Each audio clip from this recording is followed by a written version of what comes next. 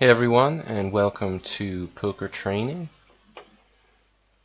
I'm Sladgie, and this is a $5 rebuy multi-table tournament that I played recently. So this would be a good first example video. Here I was playing short stack. The tournament just started. I didn't take the add-ons. Usually I take full add-ons in any kind of rebuys, but I just didn't get around to it. I was playing many tables at the same time.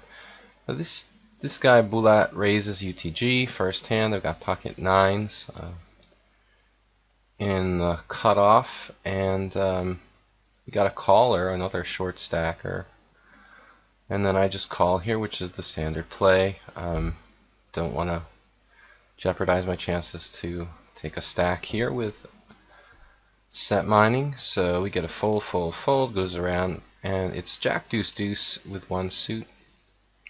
So the initial raiser with a flush on the board, he just checks here, which I thought was a little bit weird.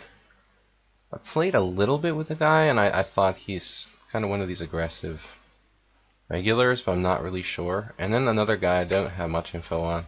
He bets 80 here. I thought this whole situation was kind of weird. I should be in pretty good shape, and the initial raiser didn't bet into two people with a flush draw on the board. It usually means he's missed. And the other guy's making like a small bet here. So my thinking was that I'm probably ahead. I could definitely stick in a raise here, something like 220, but maybe even 240, but I wasn't really sure what was going on, and I wanted to kind of keep the pot small, and I wasn't sure if the guy who opened was possibly laying some kind of trap, so I call. And he calls, which I thought, this is weird. Maybe he's on the flush draw with some big flush draw or something. Maybe he's got pocket sixes. Maybe I'm ahead of both of them with some small pocket pairs. So, that's not impossible here. And then a queen comes, which is terrible for me. And then again, the UTG raiser checks again.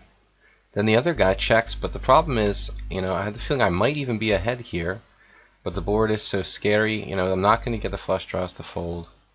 There's two overcards to my nines, so I'm hoping to check this down in position. And then the blank comes on the river. I'm like, okay, we'll check it down. Maybe somebody's got a jack, maybe they've got pocket sevens. But check this out. Now this guy leads out 350 on the river, and this is just so weird. I guess it's possible he's bluffing here, but I didn't have a clue what he could possibly have. My instinct was like, well, maybe he has pocket tens or something, but why didn't he bet on the flop with pocket tens and a possible flush draw that could suck out?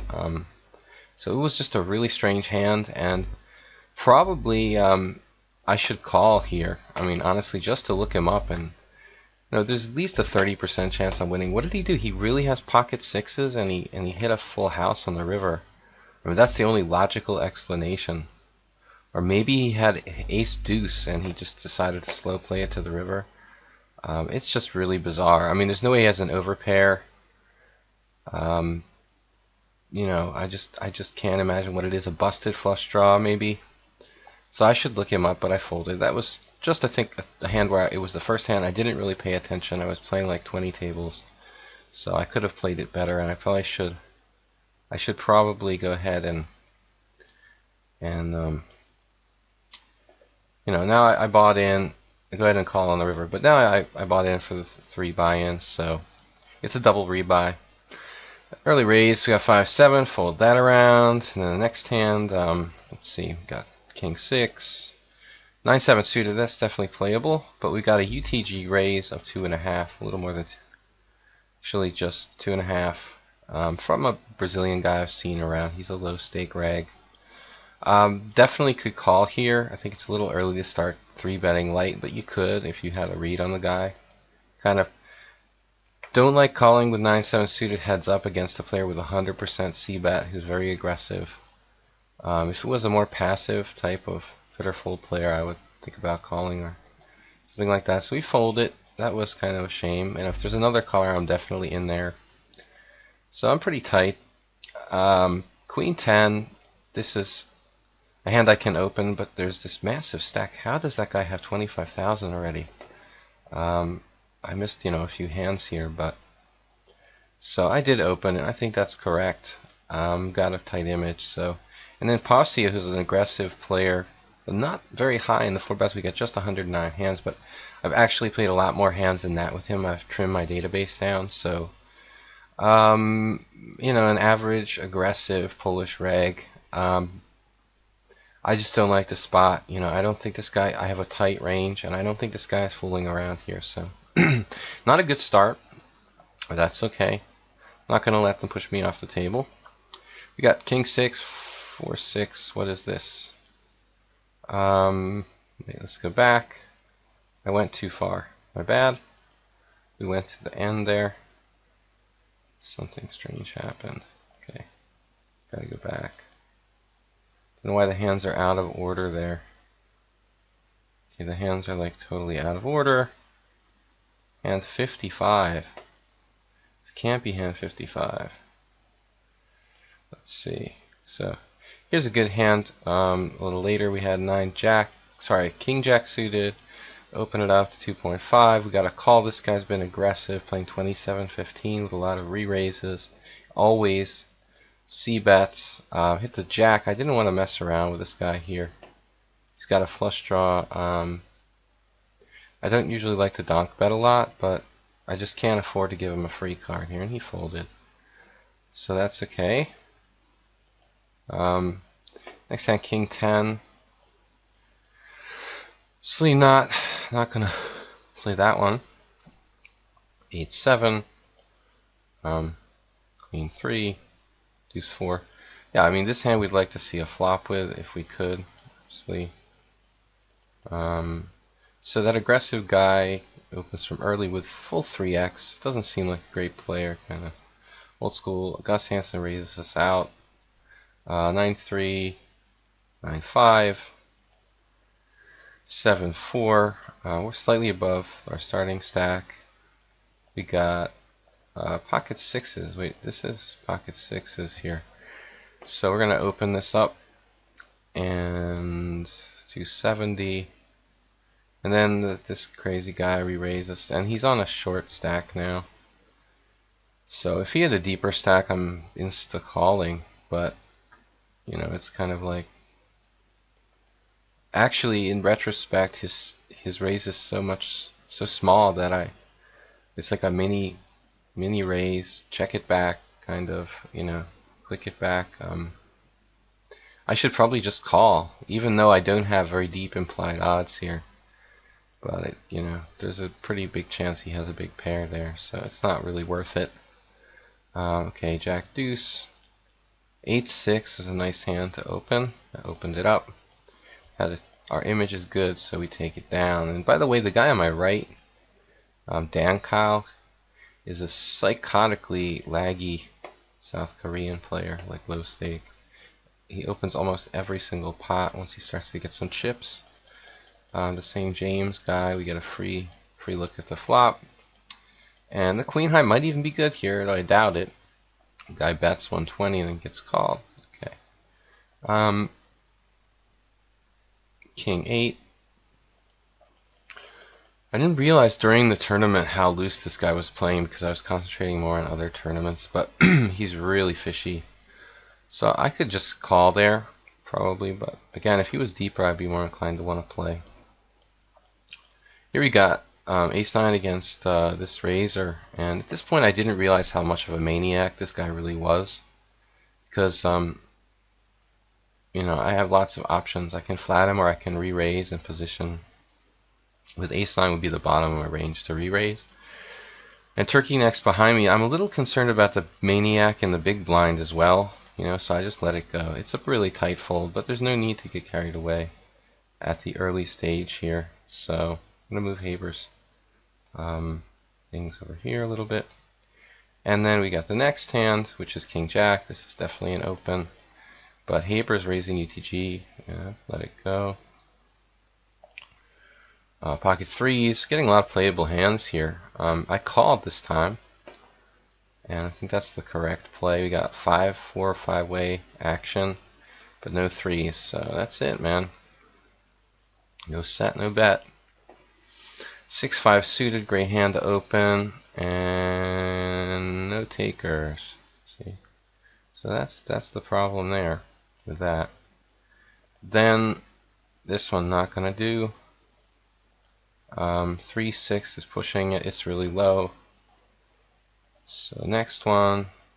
Well, we'll get some action a little later here. We'll try to get through these hands, get to the meat of the tournament when the blinds start going up. All right, here we got ace-9 suited in position. Haber raising a lot from UTG. This is a spot where I could definitely, you know, you could 3-bet light here, but I think my hand has too much flopping value. You know, if I'm going to 3-bet bluff, I should do it with something more trashy, probably. So I don't mind, you know, just flatting here, but instead I decided to fold. Super tight. Again, small re-raise is possible again. Don't know, it's a matter of style, but 9-7, yeah, this is again Haber, kind of out of control. So all he does is constantly, this typical laggy style, is constantly open UTG every hand.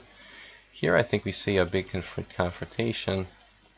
Guy hits a set, the other guy has a flush draw, hits his king, look at that, and then still gets paid off. You know, he's lucky he didn't lose his whole stack. I mean, Ivan really was in a spot where I would think about shoving all in there. The guy could have 9-10 or a flush, but it's not that likely. The flush is scary, but I don't know. He could have probably taken all his chips. Okay, go there. Let's see.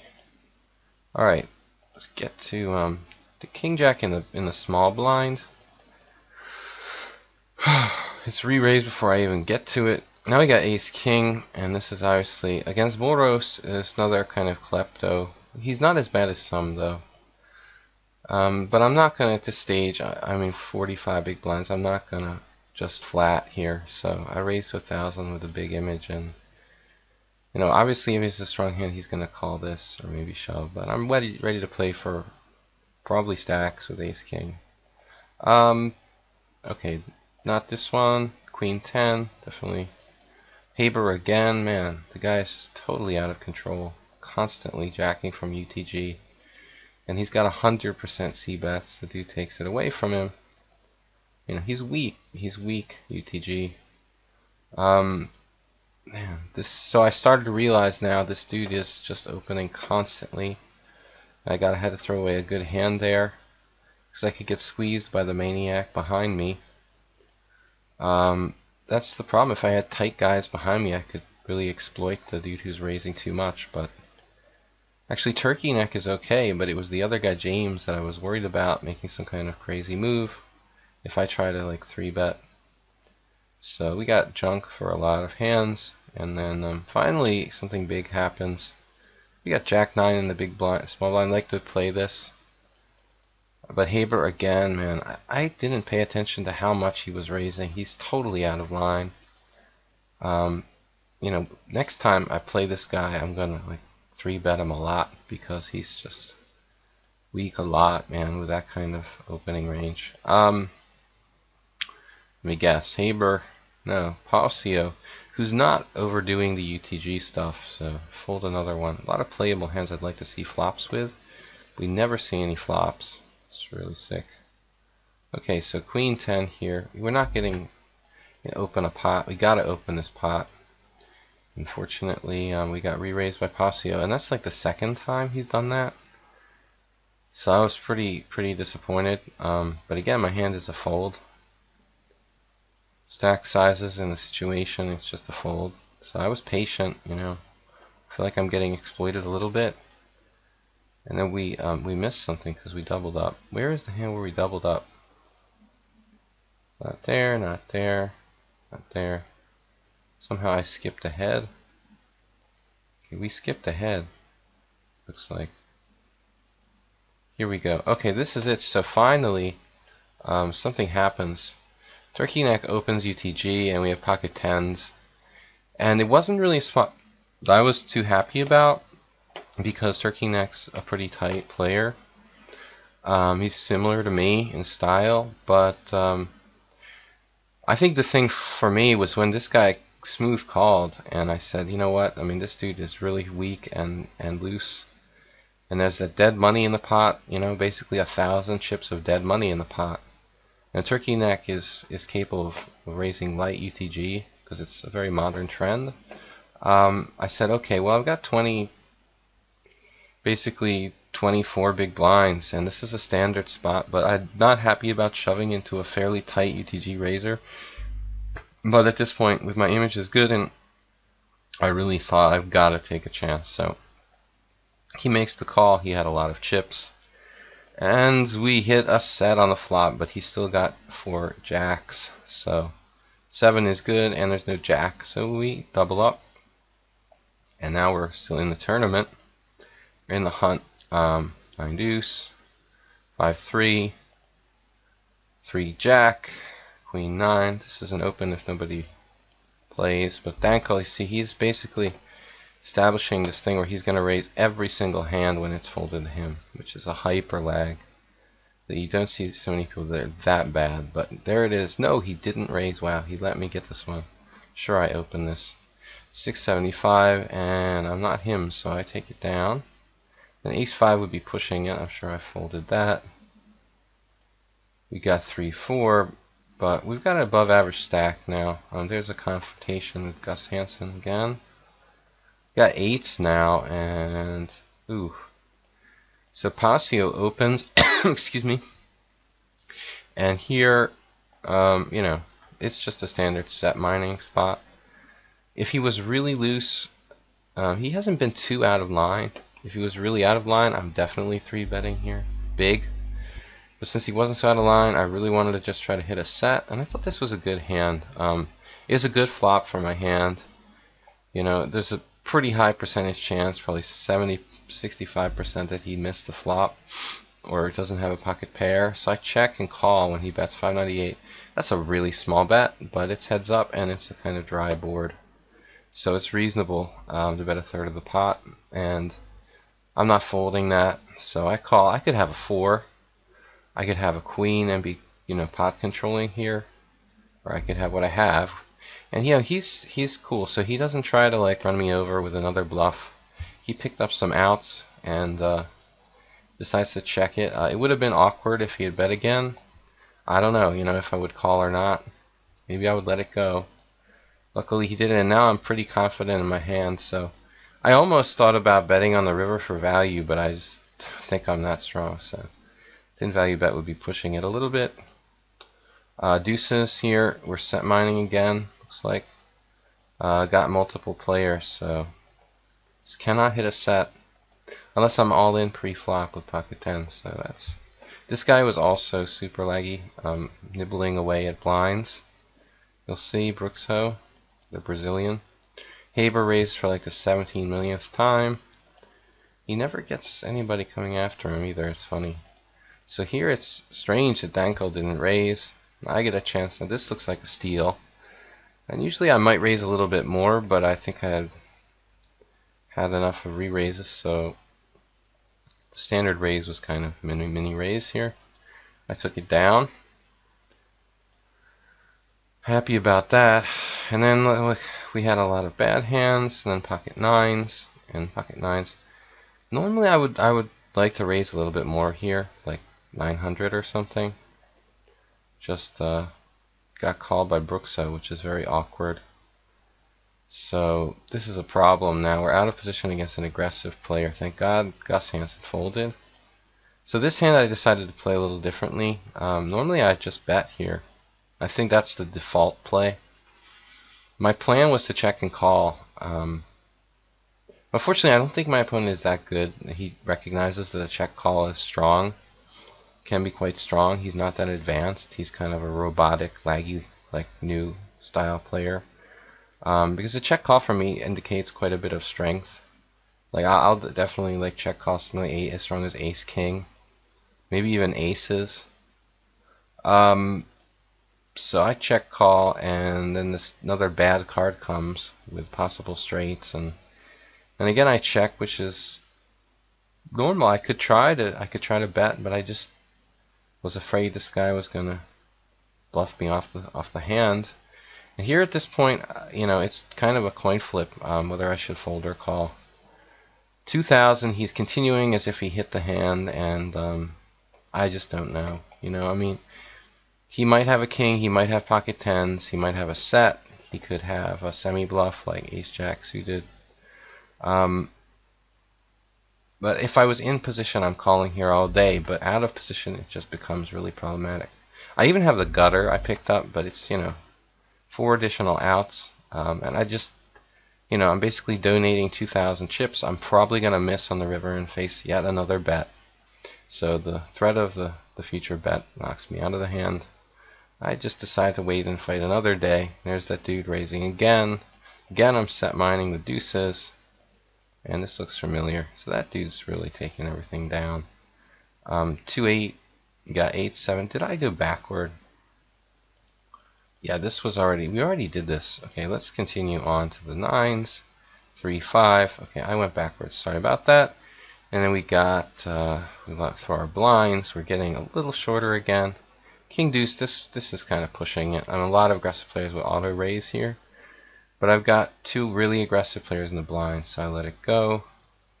And then finally, getting deeper in the tournament, and my stack is kind of dwindling here. I like this open. I did. I mean, obviously I'm going to have to fold to a 3-bet, but I'm practically UTG. I'm not UTGing a lot, and Gus has been fairly tight. And when he gets in a hand, he's likely to lose a lot of chips. Okay, so we fold that one out. 5 queen, jack 6, ace 9. This is a clear steal spot. I'm surprised that none of these guys raised. I just mini. Normally I like to make a little more, but you know the blinds were getting so high. I've got 30 bigs. Turkey neck could definitely shove here. It's a little bit of a big shove. I'm folding to James probably. Took it down. I'm glad these guys, you know, aren't like calling stations. I'd be more inclined to raise more.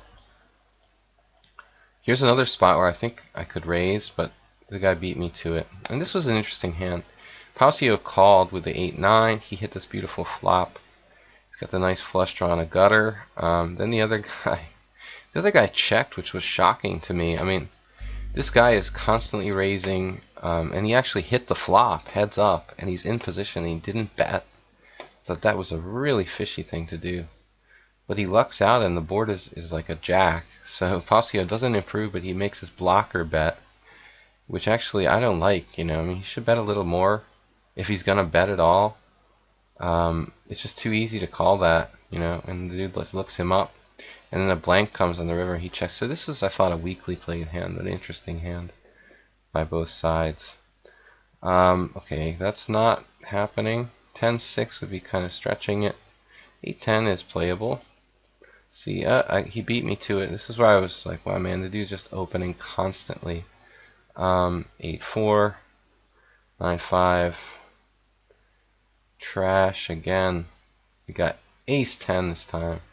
This was a big hand. Turkey neck is a good player, but I don't know what he was thinking here because, I mean, I'm like, yeah, I'm pretty tight actually. It's just unlucky by him, I guess. He decides to shove here with the queen 10 suited, and I dig pretty deep because, you know, oftentimes I would fold, but it just was like, dude, my hand's pretty strong for a button raise, so I'm at the top of my range basically, you know. He's expecting me to fold probably 80% of my range. So I'm there, dude. I'm there at the 80%. So then I call and he's got it, you know, queen 10, so he's pretty much screwed. So I got him twice, and that was the end of him. But he's not a bad player. Let's see. One of the tighter players. So I tried to make some action. This was a mistake. I have to open here. I just won that big pot, and I didn't like Brookso in the big blind. He's kind of got a big stack. Thought he'd be more inclined to play. He's kind of take control of the table against me, now that I'm getting threatening. But in retrospect, it was a stupid fold. I should definitely open here. See what happens. Then ace-10 is definitely... Oh, this dude, this was cool, because he was... I was like, he was doing this he started doing this, and I decided to just exploit him, you know, and every time he makes this absurd raise, like he should be shoving probably. You know, this raise that to make your hand look strong. You know, if he had aces, he'd probably like shove or something, you know. So I just started to exploit him. Here was a spot where I should have done it. It was a later hands when I started doing it. But right about here, what I'd like to do is to 3-bet him. That would just enough to pot commit him. So when he raises 1300, I would make it like 27 or 3000, and you know, threaten to pot commit him. This is what I started doing. And once he did this for the second time in a very close proximity, I realized that I messed up last hand. I should have like tried to threaten this guy's stack. So you'll see, I exploited him really well. 5 deuce, 4 7, so 10 6, 6 8. I don't know why I would play this hand. I'm in the blinds, that's why. I decided to call him, and this was crazy. This was just a crazy hand. He had been so active. I decided to re-raise. Yeah, calling is kind of stupid. I decided to re-raise, and then when he called, I was kind of shocked actually. If he had a really strong hand, he should probably like 4-bet, but he just calls out of position. I thought this was kind of weird, you know. So I just totally bricked the flop, but I represented strength, so I put in 3600, and then he like again he called. I was like, what is going on? I'm gonna lose my stack on the complete bluff here. So I was about to shut down, but then I hit the 8 on the turn, just in the moment when I was about to shut down. And so he bets 3000, and it was just really bizarre, you know, the way he like just called my preflop raise, and then he just called my bet on the flop, and then he bets 3000, which just looked so weird, you know. So I thought at this point I've got to represent something, or I've got to fold, you know. I can't just call and you know,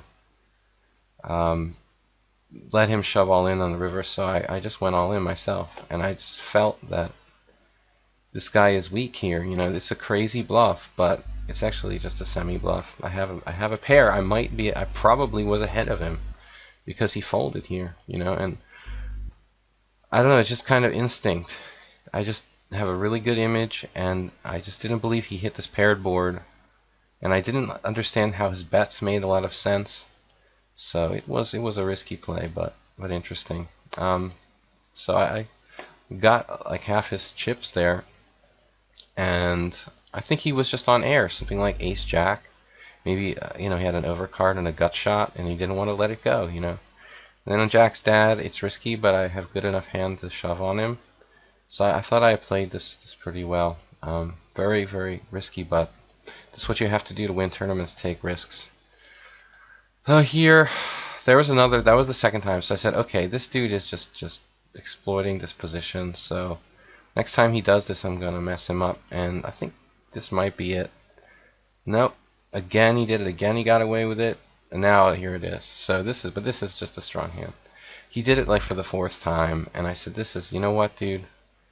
This is ridiculous. There's no way you have these hands where you can make these small raises with your stack size from UTG. Just let's pot commit you and see what happens. Fold, you know, of course. What did you expect? Then I get 10s against the crippled Korean maniac, and I just raised him to 35. I mean, I don't want to. Well, actually, I forgot that Bruxio had like 20,000. Still, I didn't really want to ship it, you know, with so many players behind me. But maybe I could. Wouldn't be that outrageous. Alberto has 24,000. Maybe that was the thing that bugged me. Let's move his stats over here. So we get it all in, and again I get lucky with a pocket pair. And we're doing really well now, or we're like in the top 5 in chips with like 150 players left. But you'll see what happens. This is a good spot to open, but I was not really sure about this dude in the big blind. He was new, and so on UTG, I just let it go. I can raise there. It's definitely a standard open. I think the problem was if we go back here. Yeah, I said to myself, if I raise here and somebody shoves on me, I mean, Who am I going to be able to call? Basically just Jack's dad, you know, who'd be raising from early position, or 19 and 19 Rannick. And yeah, I just said, okay, it's not really worth it. I have to play every playable suited ace UTG. King 9 in the big. So James raises, he's been pretty quiet of late. 7-10. 7-10. King 3. You know, these hands could be open, but I like to be a little more cautious. Got ace jack now. This is definitely, this is one of those, again, you know, threatening to knock him out of the tournament, re-raises, and you know, somebody might realize what I'm doing after the second or third time, but still, I have a good hand.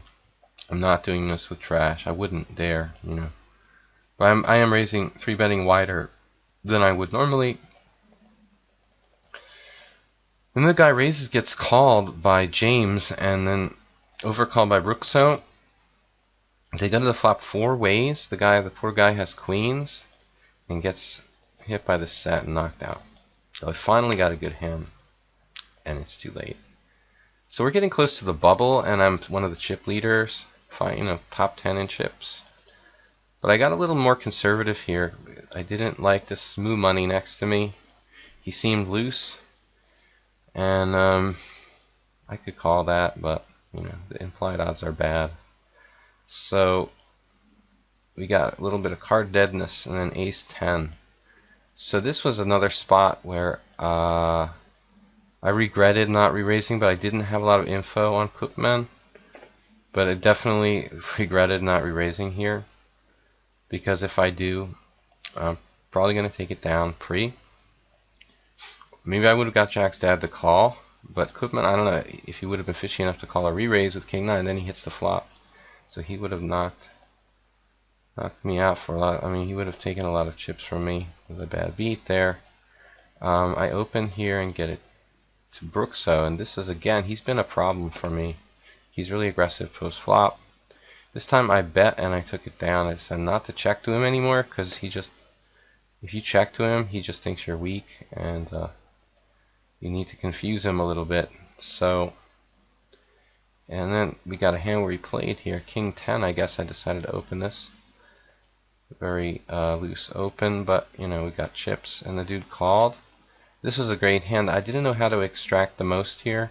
It's kind of a golden opportunity, but I need my opponent to have a strong hand. It's just such a shame he didn't have something like, you know, queens or aces or something. So I bet 2,000. He called, and then I think I checked behind, trying to get some money on the river, and I did, but he wouldn't go for the raise. So I just got a limited amount of his chips there. Now ace 7. I don't think I opened that. That's, for me, that's too much. Ace 8 in the big. We'd like to maybe call a short stack, but there isn't anyone. Just Passio. Brookso opening here. You could definitely re-raise him. Again, I defaulted to tight response. I have a good stack. I don't have to jeopardize it. And here I even could shove. I mean, you know, but I just realized that there's this 99,000 chip leader on my left who just sat down at the table. So if I want to play this hand, I have to re-raise to something like 6,000, 7,000. Well, you could raise less, but I think this guy's kind of a fish, so I don't think he's going to fold if you click it back, or if he doesn't realize that 4,500 would be real strong, so I decided just to take this, you know, hopefully get 3 ways to the flop, maybe flop something great, but I missed it and I have to kind of give up. So floppable cards. So we were doing really, really good, and then a little bit of card deadness, and so the end stage here, the blinds were up huge, and I'm still like in the top 15 in chips. There's this big pot here. 3 guys, one has ace king, ace queen, and ace jack. So the ace king takes it down. And then I got 4-5 in the big, and I think I made a mistake here. Oh, moo money. Okay, yeah. Well, this is not a mistake. You just call and see the flop. That's a good flop for my hand, huh? So I don't know what happened here. The new player raises. I fold the ace rag. We're getting near the end, sadly. Don't know what happened. Fold this. I was doing fine. Oh, I got moved. And there's some aggressive players. Kurzulder, Yuyu Savanach, who I never played with, but he Flipmasters, a good aggressive Brazilian. Modik, aggressive Russian player. This Bira guy was crazy. Stars Bob tight. And Markin was another really aggressive Brazilian. So it wasn't really a good table. Lots of loose players, and they don't show it there. But here I could raise, and I didn't. I don't like to be like a bully when I first sit down at a new table. And then Modik in the big blind, another guy I didn't really want to mess with. He's got a big stack, he's aggressive, and inclined to defend his blinds. So I play tight again. I get ace-5, let that go. Man, nothing. 5-3, king-deuce. 4-10 in the big, and the blinds are really starting to hurt a little bit. I realized that Bira Poker was a really bad player. So we were doing just getting kind of card dead here. I think I would open this if I could, but this dude was all in. He was kind of taggy, and now a7 is another open, but the dude opens in front of me, so it's a six-handed like table in this hand, and you know, I just don't want to re-raise like a7 from early position. So it was getting a little frustrating. Now I have just 30 big blinds, and we were card dead forever. Now 1,000, 2,000, so we have 26.5 big blinds, 27. And I realized that Bira Poker is just a real fish. Nothing we can do there. And then this big hand comes up. We've got ace, queen, and 26 big blinds, 26.5. We've drifted way down in the standings, kind of the middle of the pack, and Stars Bob goes all in for 11 big blinds. So this is a snap all in. You know, if I go all in here and I have 26 big blinds, if I run into a big hand in the big blinds, so be it. And unfortunately, this is a big pot. There's 50,000 out there, and I'm like 60-40 to win, but look at this flop. 9, 10, and nothing. So that crippled me. And I'm down to 15 big blinds. And now I made my first really bad play of the whole video. I think it was impatient. But there's a justification for this. I have king, queen. I'm shoving this hand, by the way, if it's folded to me. And that's ICM. But Modik, who's like this laggy Russian, like low stake reg, does this kind of standard steal raise from UTG, and then the fish called. So I'm thinking like, okay, this guy's been calling everything he's played, like 15 out of 33 hands. He's got to be. He can't have a strong hand here, and I would like push all in this spot anyway. Modik has an idea that I'm really tight. I have good image, so I'm pretty sure Modik's going to fold 70% of his range. And the other guy, doesn't rate to have a really great hand. Some ace rag or some random stuff like queen jack. I don't know. Maybe a small pair, but worst case scenario, I'm flipping. So I go in for 15 bigs, and you know what? I mean, Modik folds because he knows that I'm a good player. And of all things, this guy here decides to call. I mean, I expected him to fold. I really did. That's the kind of play he makes. He will call and then fold, even though he has the pot odds to make the call. But he made the right call. And I have the one hand, I mean, literally, the one hand, basically, maybe, I don't know any other hand that he's ahead of that I'm going to shove here. No other hand. I mean, I'd either have a pair, a better ace. I'm not going to make this move with ace 8, probably. Literally the one hand that, king, queen, that he's ahead of, that I'll shove. And that was it. I got 40% again. Just like my guy had against me last hand. It's the same thing as 9-10 suited against ace queen, but we missed the flop totally. Look at this poker star. So he gets the nut flush draw. I could still hit Two queens or two kings. I have 4 outs, and there's a blank on the turn, and I got a 4-outer on the river. No.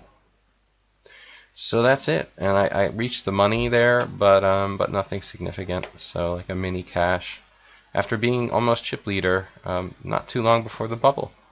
But thanks for joining me here for poker training videos. This was Sladgie. Bye bye.